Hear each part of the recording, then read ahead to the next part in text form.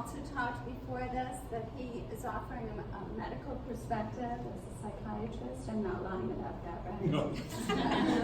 And my work with this has started from a personal perspective, but there's no time for that. I had to take that slide out.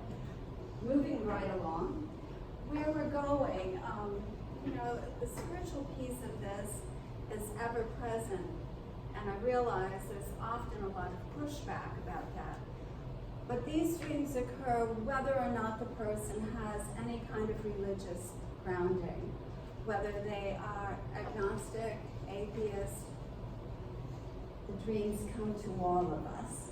So looking into a biblical frame of reference, which I grew up with, constantly in the Bible there's this image of forgiveness, grace, mercy, and also the mysterious intervention of divinity or self, however you perceive that. And the one direct quote in Colossians, he delivers us from the power of darkness and transfers us to the kingdom of his beloved Son, in whom we have redemption, the forgiveness of sins. So if any of you were brought up in some version of a Christian frame of reference, it's the redemption which is usually related to forgiveness.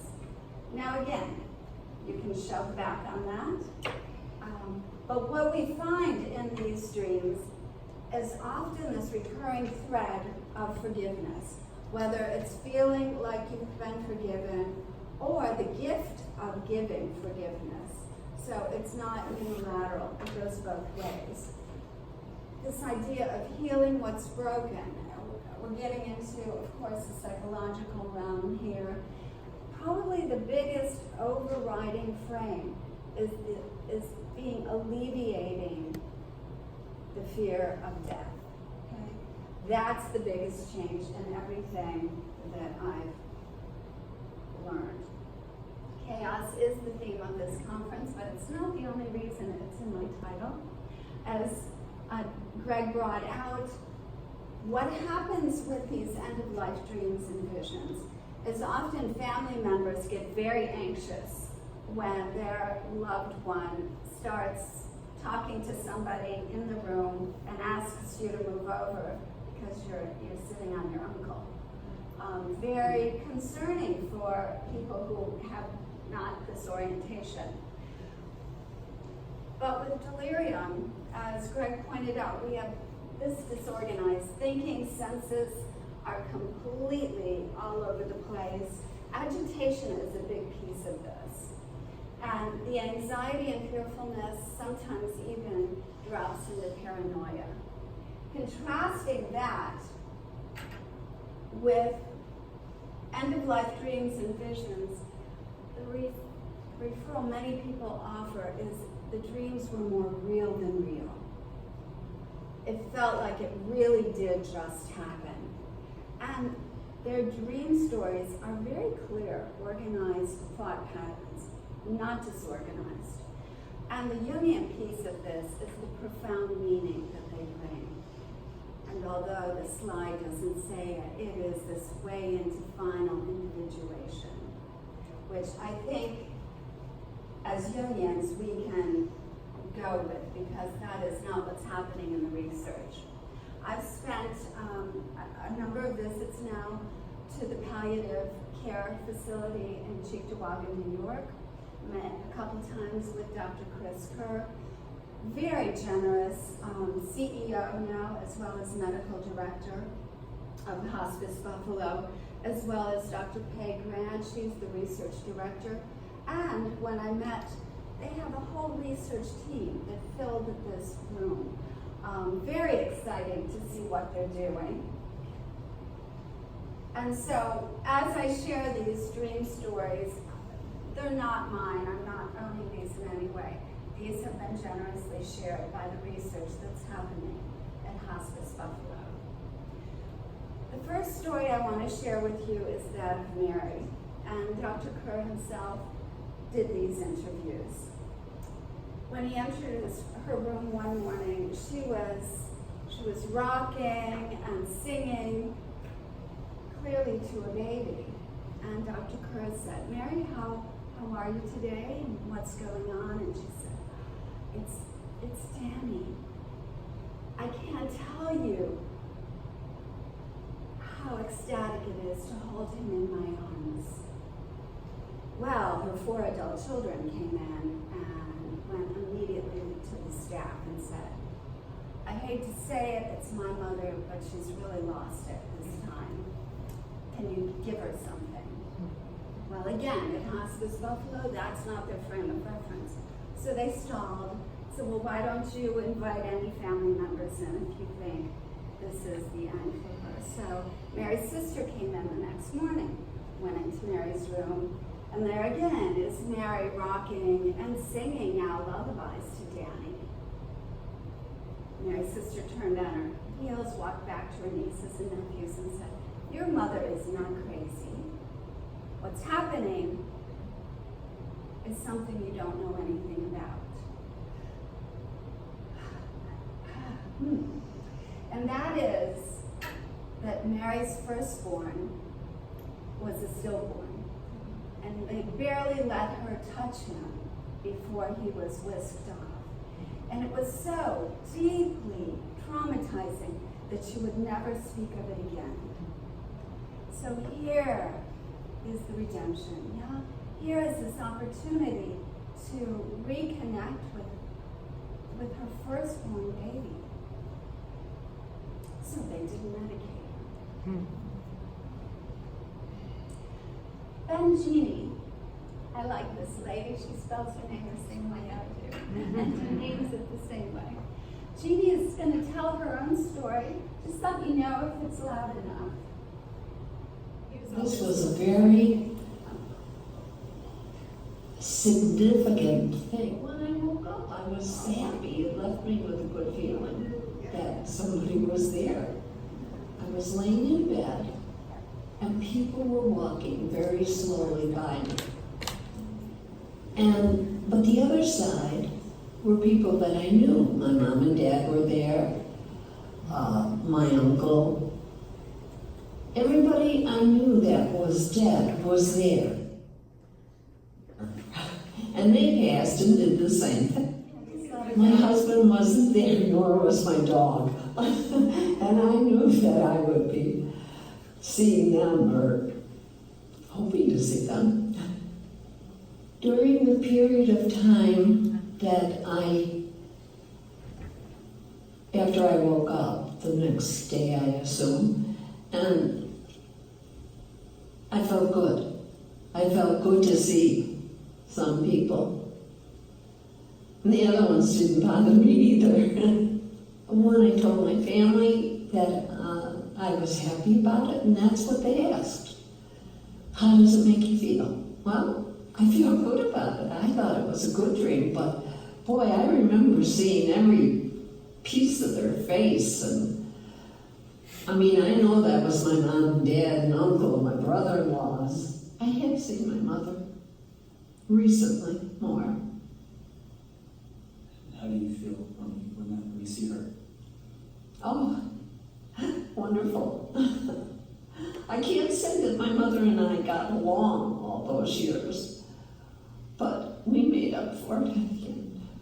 Yeah, but I never realized it as much as lately. It seems like I'm doing more and having more substantial dreams. And if people would understand them or go poo-poo and, say, I don't believe in that kind of stuff, I think more and more people are getting a little bit more hip to dreams than they were before.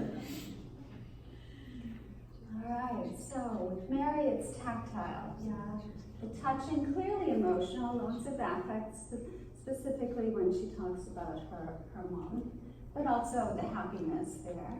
Let's see if Paul is going to join us. Paul. Hi. Okay. This is supposed to have sound too. Paul is going to tell us, hopefully, about his interaction with his wife, who has preceded him in death. I dream her color all the time, and she always wears a beautiful light blue. It could be a suit, it could be a gown, it could be a dress, but it's always light blue. And a couple of times she's gave me the little beauty pageant wave, and a couple of times she's sort of greeted always with a smile. Only one or twice I've ever heard her voice, but she only lets me know that she's fine. I get that feeling after a dream like that. And what I had not too long ago, I've only lived in two houses all my life, which is kind of rare these days for a guy 82 years old. I lived on Michigan Avenue in the city. She wanted me to pack up some things for her. So I had this crazy dream. I'm packing goods, and I'm sending them for some reason up high. And everything went fine until I fall out of bed. And I really clumped. I backed it up pretty good. The boxes flew and I flew. Another thing that I've dreamt of quite often, not lately, I'm back in the service. I'm at Fort Devens up in Massachusetts, where they were forming this company, and we're going to go to see a new company. And the guys are all young. They're like, I remember them, and I'm old. And I'm trying to tell them, guys, I've been here, I've done this, I'm not going to do it again. And they're arguing with me. And that's a crazy dream. I don't have any bad dreams. My dreams are usually, maybe I lost the sale, but I mean, even that isn't bad. I've not had any dreams that dwell on my sickness at all. And they're usually, even if I don't remember everything, I wake up with a smile on my face because they're happy. I dream in color most times. And she always wears a beautiful light blue. It could be a suit, it could be a gown, it could. Thank you, dear. Okay. So, I will tell you I've gotten pushback that you can't tell me all of these end-of-life dreams are positive, and I'll share one that isn't. But this idea of more real than real. Paul sees very vivid color, whereas with Mary, it was very tactile. Also, lots of times we're hearing the voice of those we love. Now, Paul said not often with his wife. There's stories of aging adults who lost mother at 5, who hear her voice again, but also the fragrance of her perfume. So very sensorial. These are somatic dreams, as well as, I would argue, archetypal, that take us to that place. And they're all populated by those who have already died. I'm going to tell you briefly about Mac, 17-year-old boy who joined World War II. He was a gunner in the attack on Normandy. He came in on the beaches when that invasion occurred. He survived it. But in the last few months of his life, he was admitted to Hospice Buffalo because for 3 weeks he just was not getting any sleep at all. And his family was really concerned about him. So when Dr. Kerr walked in to see Mac, he said, what brings you here? And he said, a war problem. The problem was these recurring dreams, PTSD. We didn't talk about it much with our World War II vets, but that doesn't mean it wasn't there. For those 3 weeks, what was happening is not the invasion itself, but the aftermath. His job was to carry the dead and dying back to the ship. And in his nightmares, he's surrounded by the dead. And that was so horrific, he wouldn't go to sleep because he doesn't want to reenact that. But just in talking to Dr. Kerr, one I will say, they've told me at palliative care, is there's not a therapeutic intervention with these dreams. So where could we go, right? Simply the sitting and witnessing. Just by hearing these dreams, the next time Chris Kerr walked into the room, he said, I'm okay. I said, okay, so what's changed? He said, well, now my dreams are either nice or neutral. And nice was dreams when he saw himself being honorably discharged from service. The other neutral dream was he was back on the shore in Normandy, and a soldier walked up to him that he did not know, and he said, "Okay, Mac, just like you tried to take care of all of us, we're going to come back for you when it's time, so you won't be alone." And that ended the nightmares for him. But it also ended 67 years of these nightmares. So when you think about these dreams, it is the opportunity for final individuation, no matter how you frame it, even when the dreams are very distressful. That's the alarm going off. So transpersonal, yes, of course. We're talking to the dead, we're making peace with the past. And this feeling to me that I hear that is so reassuring to me personally, is being well received by the other side, by those that have passed before us that we love. I had one woman ask, "So what if you're divorced and is he gonna come?" Not that I've heard of, so I think we're safe. So this is a frame of reference, I think, it's so true for the Jungian frame, that these dreams offer an opportunity for final individuation. So much more the reason not to medicate them away. And I'll just share with you, as we finish, a term that is used by Dr. Kerr, light within the darkness of dying, kind of reflects back to that quote about redemption in biblical terms. And also dying is illuminating. Of course, we're talking about end-of-life review and the conclusion. And there are now a lot of references out there. So please carry on with this.